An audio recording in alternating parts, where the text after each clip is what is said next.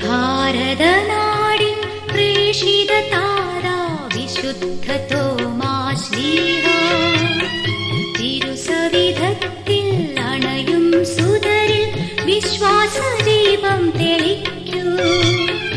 ഭാരതനാടിൻ പ്രേഷിത താരാ വിശുദ്ധ തോമാശ്ലീഹ തിരുസവിധത്തിൽ അണയും സുതരിൽ വിശ്വാസദീപം തെളിക്കൂ.